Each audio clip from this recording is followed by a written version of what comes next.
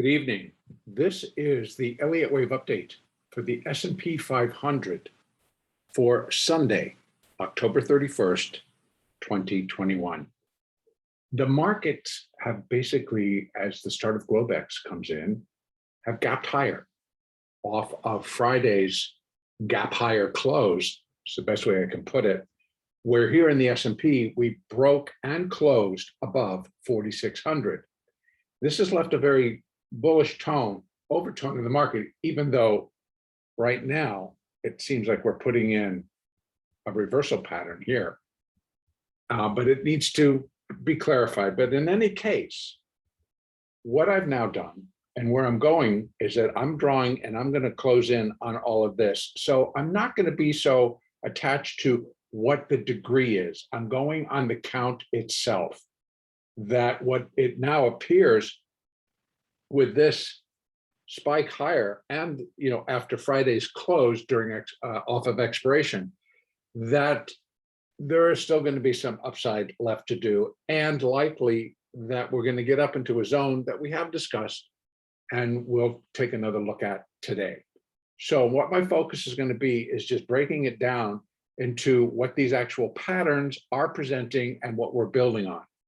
So here we have a third wave and then the fourth wave. And so we're inside of a fifth wave, which is subdividing. And then inside within that fifth wave, third wave, it's subdividing. So here we have wave one and wave two of this five going up. 1 and 2. The third starts to subdivide. 1, 2, 3, 4. Likely this could be a 5, but I'm not 100% confident with that. I think we still could possibly have an additional run up. But if this does complete this smaller third wave, then we're looking for a fourth wave pullback, and that likely is going to find its support up at these higher levels. We have the hourly 4 at 4,600, the hourly 8 at 45.92, and I would suspect we, as a fourth wave, we cannot get below 45.89.75 or 45.90 to be exact. So if it drifts down to 45.92, that's definitely plenty for this fourth wave, right? Remember, we're counting up 5. Other than that, then this is also carries the possibility that we will hold and will drift up or work our way up into this next zone, which is 46.16 to 46.19. And that could very well happen before we drop back in a smaller fourth wave and then turn again. So as this plays out, and I'm going to start taking this chart down. So we're going to be taking a look at basically just what we've done, and that this is wave 1, wave 2, we're in the third. So from here, 1, 2, 3, 4, 5, possibly of 3, in which case, where can that 4 come back to? If this is the 3 coming off of this, it still cannot break below 45.89.75. That's the no break, because then it's suddenly from the previous fourth, it's leaving it in a 3 wave, and it's going to make it difficult. So that's why I'm breaking it down into the internals. Fourth waves should come down, maybe there, maybe as far, coming back to 4,600, and pretty much hold these areas all night long until we get up and come in the morning, if additional upside is going to be due. And I feel very strongly that we will likely either finish the third up into this area, pull back, and then still we're going to get, in my estimation, up into this next zone. And it's pretty large, actually. We have the larger pattern in progress can take us up to 40, the next resistance, which is at 46.60. But in between there, we have many other points that could complete it. So if I were to take off much of this, we have very little in the way of pulling this pattern out of internal Fibonacci's that could provide resistance on the way up. So it would make it a very clean shot if it breaks above 46.17, that it's and can break and close above that. It's a straight shot to 46.60. But when I put in additional Fibonacci against what we are trading in front of us, there are many additional resistance levels that complete wave 3, bring us back in a wave 4, pull us up in a wave 5. Ultimately, this could still be very much in the picture. And definitively 46.19, I think, is definitely in the picture and very likely either overnight or tomorrow. So we do have still this overflow of bullishness. And I think much of it is coming out of expiration. We saw after expiration that Tesla jumps another $14. So again, that's where the plays are at the moment, and they're pushing and pushing and pushing on bullishness, which is, to me, it's like we can't really attach it to anything fundamental. They will try, but a lot of that it's already put into the stock, and so this is just, I believe, it's technical. It's purely just what comes out of expiration, and it's the balancing between longs and shorts.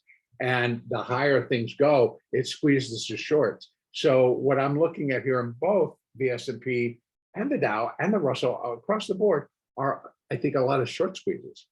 And that is very typical for the type of move that it is. But here we are at all-time forever highs right now, right? These are all-time highs. We've never been up in this area before. And so at some point, you really have to balance out what the market is doing against the reality of what can be supported economically, socioeconomic, political, geopolitical, et cetera. What all that can support in lieu of what's actually happened. Okay, having said that, bringing it all back, my focus is going to turn to these smaller moves. That's what we're counting. So, and instead of getting into the minus, or it's a sub or this and that, I'm just calling it what it is. It's a 1 and it's a 2, and we're working in a larger 5. Inside that 5, we will have 5 waves of its own. Here's 1, here's 2. The third is subdividing. This could be 3. We get a 4, we get a 5 that completes this larger 3. So we get done with that, and then we pull in another 4 on this level, and then we do one more 5, and that then completes this sequence. But I'm going to be very careful on how I'm going to count this all out. So I'm taking it lower and lower in the time frame. So this is a 15-minute chart. So it may not take so long if it's going to get up into 19, give it a good push, we're there. If not, we come down. This gets a third placed here, and the fourth wave comes in, but we know it cannot go below that level before it rises yet again.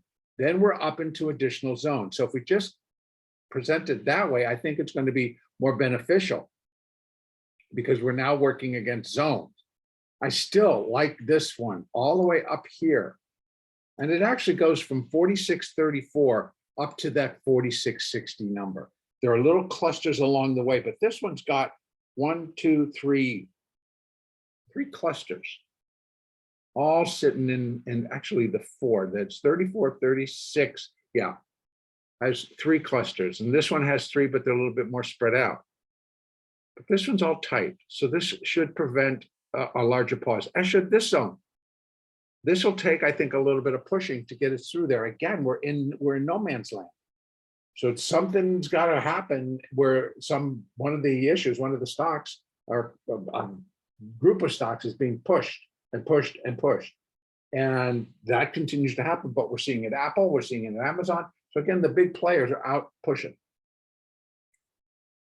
So I think this is pretty much within the realm of reality. We pull back, and this is in the realm of reality. But I do believe we're working off a 3. We'll come back down at a 4, and then we'll come in a 5, and hopefully that's going to take us up into this zone, and that will complete the sequence.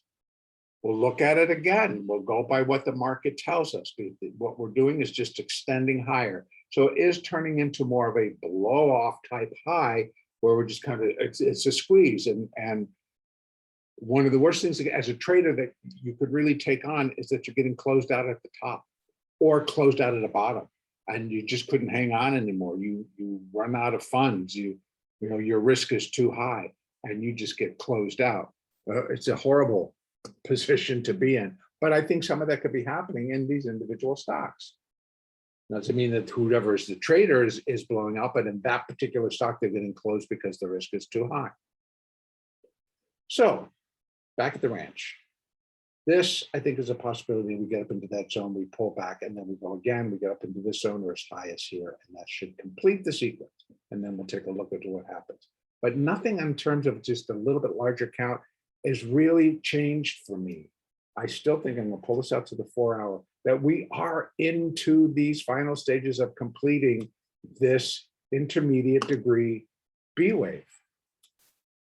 And it's an irregular B wave. So it goes up and it's now, you know, remember, you've got to work with the Fibonacci when you're going, because you're like, oh, that's so far above the high.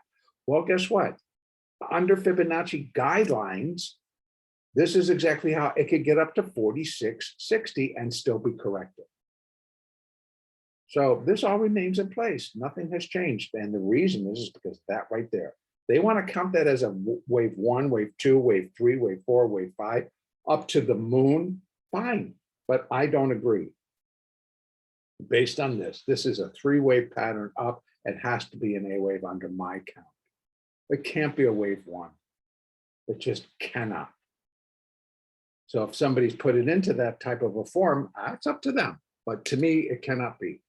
So I have an A and a B, and we're in a C wave up, and it's in its finishing stages, but it is reaching for the moon, and everything fits.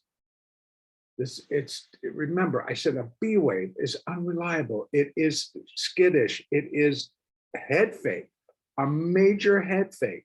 Like, if we just take a step back and go, like, why is the world suddenly turning so bullish when we've got so many things going on that need to be resolved and made clear before really pushing individual companies higher?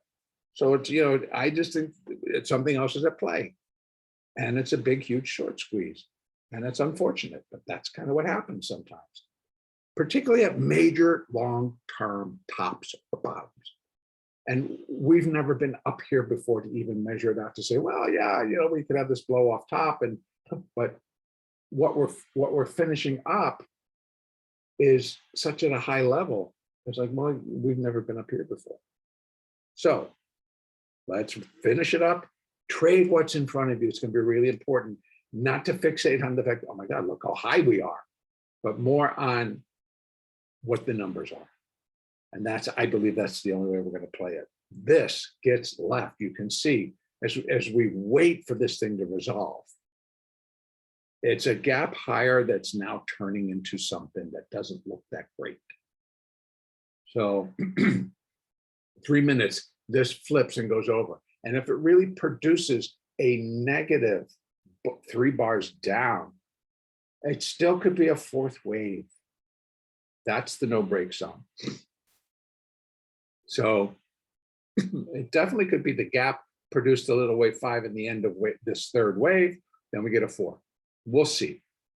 Play what's in front of you. Break it down to your very small time frames, the 2, the 5-minute chart. Keep a 15-minute chart in the background there so that you can check against what's happening and if it is staying within your pattern and that levels aren't being broken. And you can run tighter Fibonacci's, as I have.